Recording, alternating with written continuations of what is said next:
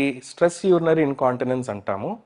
అంటే ఎప్పుడన్నా తుమ్మినా, దగ్గినా, నవ్వినా, కూర్చొని లేసినా, కొంచెం పొట్టలో ప్రెషర్ పెరిగినప్పుడు ఒకవేళ కనుక యూరిన్ బయటకు వస్తుంది అంటే అది స్ట్రెస్ యూరినరీ ఇన్కాంటినెన్స్ అంటాం.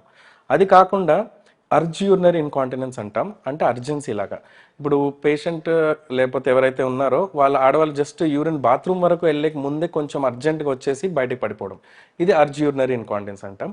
ఈ రెండు కలిపి కొన్నిసార్లు వస్తుంటాయి కొంచెం పెద్దవాళ్ళలో. అది మిక్స్డ్ యూరినరీ ఇన్కాంటినెన్స్ అంటాం. కొంచెం శాతం అది ఉంటుంది, కొంచెం శాతం ఇది కూడా ఉంటుంది. ఇవన్నీ కాకుండా ఓవర్ఫ్లో ఆర్ పారాడాక్సికల్ ఇన్కాంటినెన్స్ అంటాం. అంటే బ్లాడర్లో సెన్సేషన్ తెలియకుండా బ్లాడర్ ఫుల్ అయిపోయి లీక్ అవుతుంది. అది ఓవర్ఫ్లో ఇన్కాంటినెన్స్ అంటాం. ఇది జనరల్గా రాత్రులలో వాళ్ళకి తెలియకుండా పోవడం ఇవి ఉంటాయి.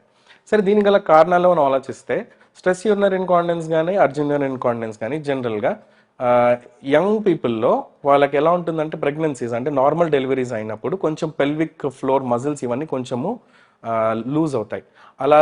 అలా ఓపెన్ క్లోజ్ అవడం వల్ల వెంటనే కనుక వాళ్ళు కనుక ఎక్సర్సైజెస్ కొన్ని నేర్పుతారు. అది కనుక జాగ్రత్తగా చేయకుండా ఉన్నా అప్పుడు వాళ్ళకి స్ట్రెస్ యూరినరీ ఇన్కాంటినెన్స్ వస్తుంది.